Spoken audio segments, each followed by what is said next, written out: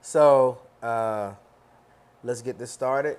Here with my mother, Hey, the Josh. amazing, fantastic, the beautiful Regina Duval, and her amazing, handsome son, Josh Boville. So before we get started, I just want to kind of give y'all a understanding of what this is. This is simply a candid conversation between a mother and a son, the youngest son, the youngest of three sons. I'm the baby boy, so since I'm the baby boy, that means I'm the favorite boy. All right, and so Right. it's a candid conversation highlighting bringing our two worlds together. And I let my mom give her formal introduction, and then I'll give my introduction as well. But I start with my mom, just give a little bit of background. People often ask me when they hear my story about my mom, so I give you the platform now to just kind of tell everybody who you are, and then we'll go from there. All right. I am Evangelist Regina Duval. I am the amazing mother to Joshua, which is now assistant principal. I am the author of three books, Cracked But Not Broken, The Potter's Touch, and a journal for your journey. And I just, want to bring hope to people. And I share my story of my 17-year addiction to crack cocaine. Nice. And so so the name of this kind of I don't know if we're gonna call it a series. I don't even know how often we're gonna do this, but I do know Okay. that my mother and I have talked about like doing something together, whether formally or informally. But right now the running idea is we're gonna call this the ultimate guide to hope. And if that That's sounds good right familiar, there. Yeah. it's The Ultimate Guide to Reaching and Teaching Black Boys, which is the second book that I authored. And then my mother's whole movement is Message of Hope, which Yes. she has a Monday night group every single night helping those families who are struggling with addiction. You want to tell people a little bit Yeah. more about that? Yeah, the Hope Addiction and Recovery Support Group is not just for recovering addicts or people that still addicted. We also foster, people that have loved ones that's still in addiction or that has been, to make them understand that it's not the person, it's the drugs that they seek after, Yeah, because most addicts that they're really very smart people, just got caught up in the wrong activities. for sure. So, like I said, this is going to be called The Ultimate Guide to Hope.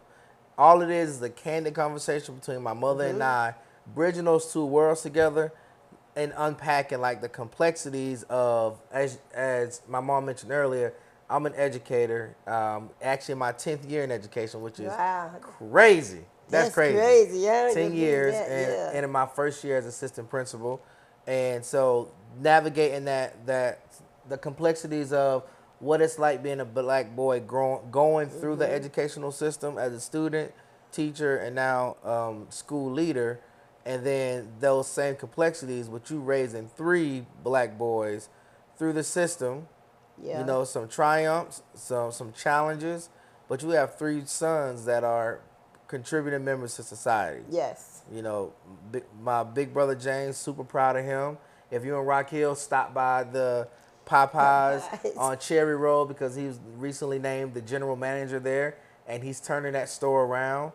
Then obviously have my brother who's a veteran, but he also is a merchant marine now, and Yes. so you had three black boys that you raised and navigated through the system, It right? was hard. Yeah. So tell me about that experience. So with that experience raising three boys, my mother used to always say, she said, you got to treat boys like you don't like them sometimes. And you have to be a little harder on them than you are on a girl. And so I never wanted the streets to sift my boys. And the football was a gateway for you. Um, Even though James had some hiccups and all, we were able to still pull him back in, as time went on. And David he was one of the prime people in you all's life that you all were able to Right. succeed as you did and go through some of the changes that you went through, because he literally done road maps. It used to be so funny. He would write the road map to put them on y'all's door They tell you what classes you have to take in high school. And so raising three boys, but at the end of the day, it was so much fun because boys is so mother struck, so to speak, versus a girl with the mother. It's hard to really explain, but raising boys, especially in this time. So when I was raising you all back in the 90s, you know, I ain't it, that old. Talking about back in the 90s. I was yeah, born in 80. Oh, dang. yeah, Ooh. right. That part you was born in '89. So raising you all in the 90s was a lot different than it is now because now you have that, I don't know what generation it is, because back then, we were able to, you have your differences in the neighborhood that you lived in and, all of that, but it wasn't, where the people were shooting and stabbing and all of that. So raising you all, but the biggest thing is I kept you all in church. I was on drugs, but I was just stone crack addict. But on Sunday mornings, my feet hit the floor at church, and I kept you guys in church. Your Yeah. grandparents were preachers and pastors, and so it was really your background as well. Yeah. So let me ask you this question. As a single mother, what did it mean for you to stand in that gap between the school system and me? So, like, how did you have to stand in that gap? Well, how I had to stand in it was I made my presence known all the time. If there Like that was time that time you showed up in the middle of the Yes. hall. So tell let me tell tell that that story. story. So Westview Middle School had really just kind of opened. It was a brand new school. Shout out Miss Tommy, Coach Tommy, Miss Sargent, my science teacher. I love Miss Right. Sargent. And Josh was a clown in school now. And you always be talking. So I said, I'm going to fix him. So I worked at the prison and I went home and I put on some more homely looking clothes.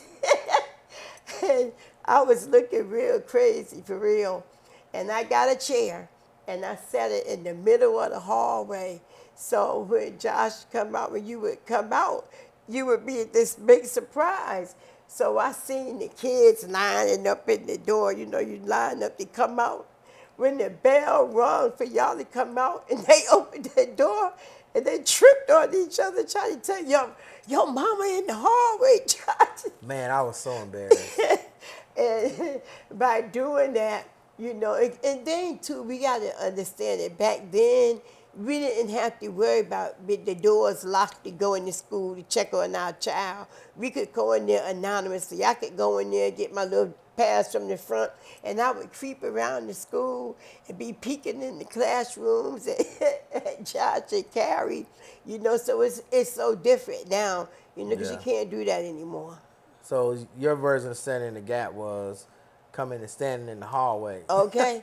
Standing in the hallway, I made sure that I knew every teacher, every principal, and I was really, really wanted you to be who you are and the best version of you. And I always told y'all, wherever you go, You got to you take you you got to with you. take you with you, and you carry my name. You know, it's funny. Charlotte asked me yesterday.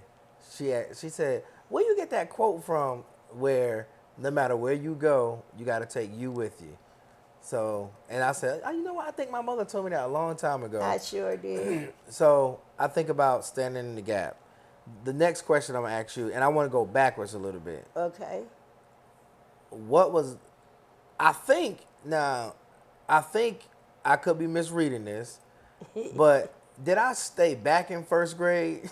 Because every kid in the neighborhood, if they failed a grade, they would say, "Man, my mama kept me back." Did I stay back, or did No. you keep me, or did you retain me? So what I did was Because I want to know. Was I just dumb, no, or no, did you were you wasn't mature enough. I didn't think I done it to you, and I also done it to David. And by doing that, I think that is what helped you to really excel in school, to really be able to, you know what I mean? Because you just weren't mature enough. The same with David. Even though you went to Head Start and all of that, I didn't think that you were ready for for that yet. And I think it was one of the best decisions that I ever made between with you and David, because I done him the same way. Right. So let me ask you this question. So if you looking back, what did you see in me as a black boy in the system that I may not have seen in myself at the time, and how do you see that shaping who I am today as an assistant principal? So read the first part of that again. Just like how did you like what did you see in me as a little black boy and your son, your baby, that you think is that helps me to be who I am today? I seen my son, I seen so much of me in you because you were consistent and you were persistent. You would never, Good or bad? right? No, good. Yeah, either way, good or bad. And if you was in something, you was in it all the way. You was gonna give it your all. So when I seen that in you, and you loved, you remember when you was a little boy, you could stand flat-footed and just flip 3 or 4 times. So I knew, Me, Dion, and Tay Tay. yes, I knew that sports was gonna be your glitch. I knew that out of the gate that that would be your strong point, and it was left up to me to make sure that you was able to do that, no matter what what the cost was as far as coming and going. Right. Let me ask you this. When you go back to your childhood, so I don't know if I've asked you this question. How do you, like, how did your childhood lead you to your path of addiction? And then how did you overcome that to be able to regroup? I feel like in time enough to be able to save us. So with that, I always say that it was God sent, and we have to remember that everything that happens to us, it happens for a reason and a purpose. Right. In our lives, it's already ordained. Even though we say what we gonna do and what we want to do, I had all of these big dreams and all of that, but it wasn't it was not my plan. So you have to remember that from the gate, before I was even born, my mother fell up the stairs. It was unheard of, a baby surviving at 4 months and some change. My mother was in a coma, and I hadn't even developed all the way. But I fall back on Jeremiah, and he said, I knew you when you was in the womb. So he already knew everything that was going to happen to me, but he allowed it because he knew that when he delivered me, that I would give him the glory. I can't give the glory to nobody else.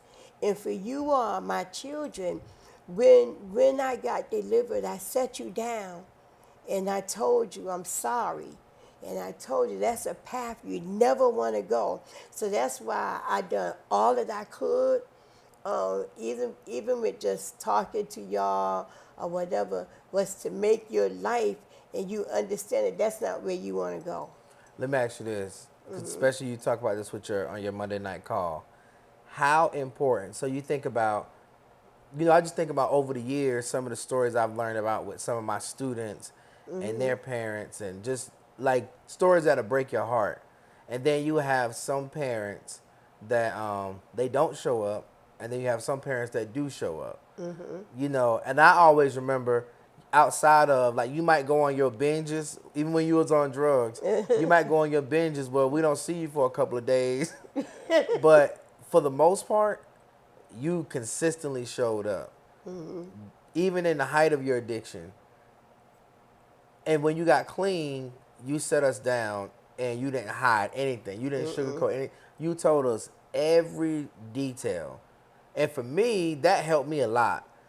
What would you say to those parents that might see this video and they might be struggling with something? Because everybody, I don't care if it's in a drug addiction, I don't care if it's whatever it is, you have something that is a vice to you. So for a parent that's struggling with something and don't feel like they can show up for their kids, what would you say to them? And I want you to look in the camera and tell them. So my advice to any parent or guardian that's going through any type of addiction or whatever, the one word I give you to give to your children is transparency. If you just have to be transparent with your children, because when you're not, one lie leads to another, and they don't gain from it.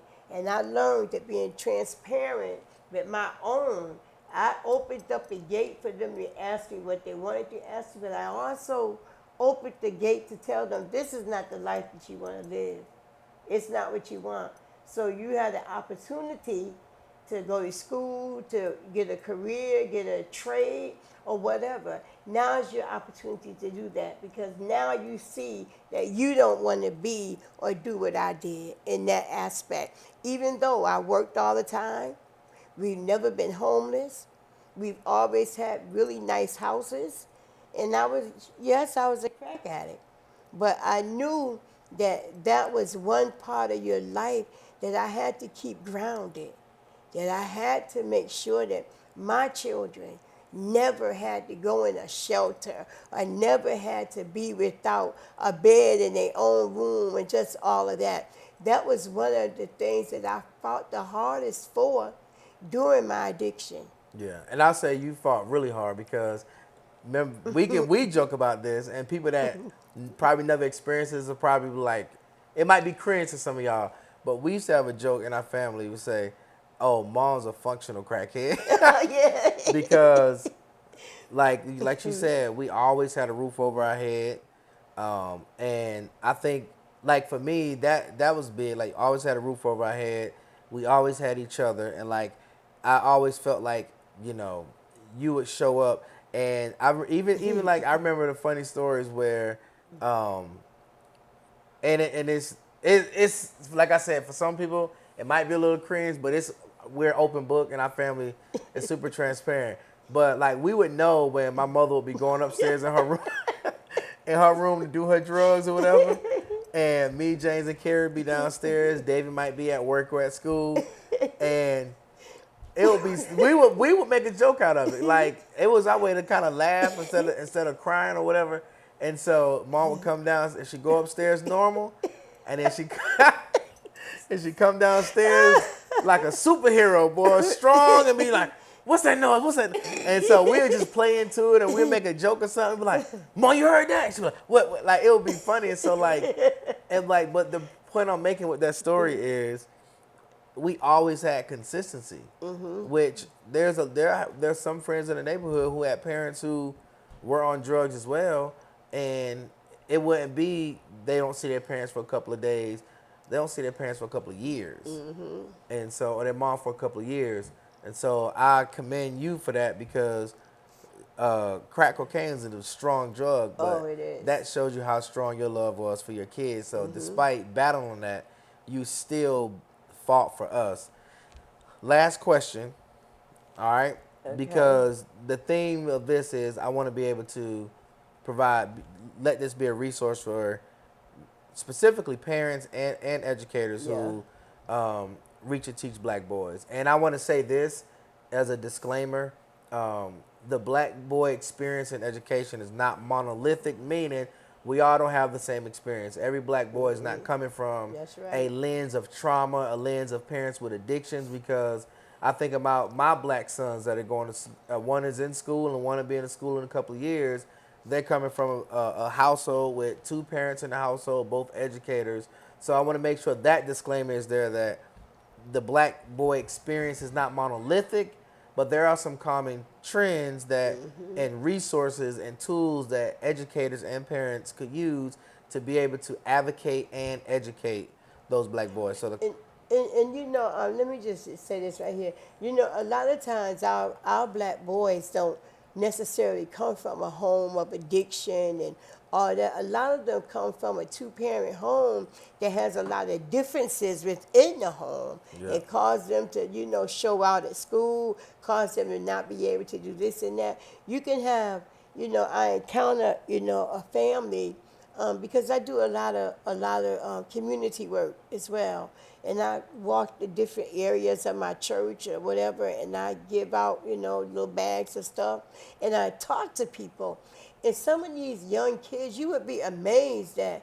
how some of these young kids is living in this two-parent home that look like everything is hunky-dory, but it's a home full of domestic violence. Yeah.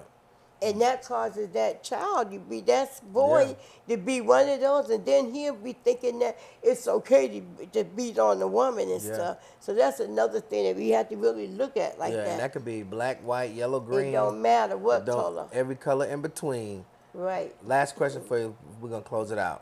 Are you ready? Yeah. Um, who do you love more? Uh, Me, James, David, or Carrie? I'll answer. It's Carrie, y'all. She's the only girl. Carrie got whatever she want. Nah, that ain't the question. So, this theme of this question is lessons for today's parents and educators. If you could give one piece of advice to parents raising black boys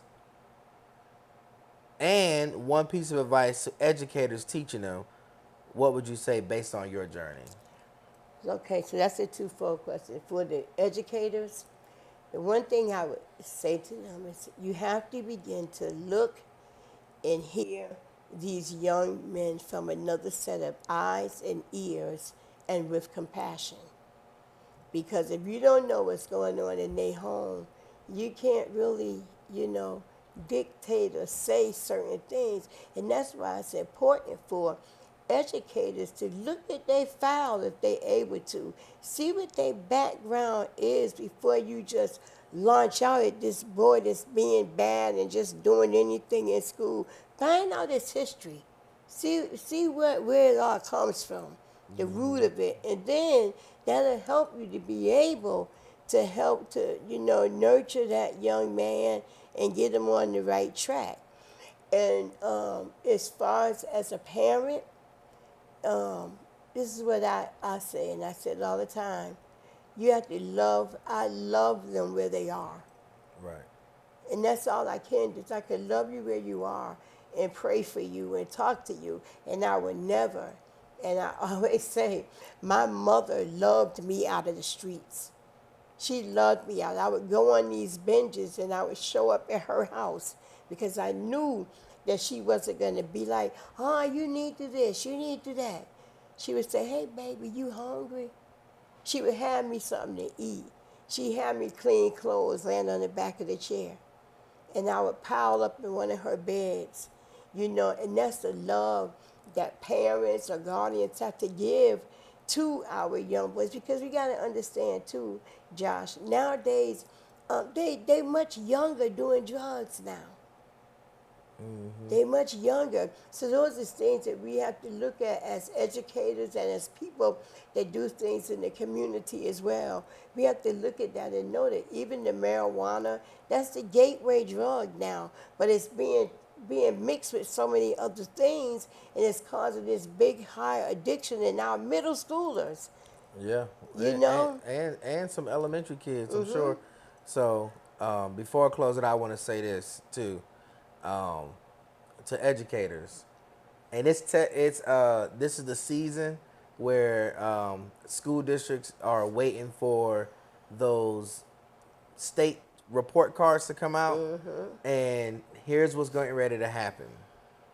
And I'm gonna say this, and I'm gonna be very clear. These school districts and schools are getting ready to get these state report cards, and there are going to be articles written, and there are going to be judgments made on how effective and how successful these schools are based off of test scores. And that while they are very, very important, super important, what I want to challenge every educator to do and know, especially in regards to our black boys, is have high expectations. Love them and empathize with them, but don't have sympathy for our black boys. You have to have high expectations. I also would couple that with do not judge the impact of don't judge the effectiveness and your impact based off those test scores alone. Because I say it all the time, and I'll end with this. If Robert McClinton, who was my principal in elementary school, judged his impact based off of my test scores, he would have quit. So, Right. to every educator who are teaching all the kids, but especially our black boys, be consistent and keep going. Peace out.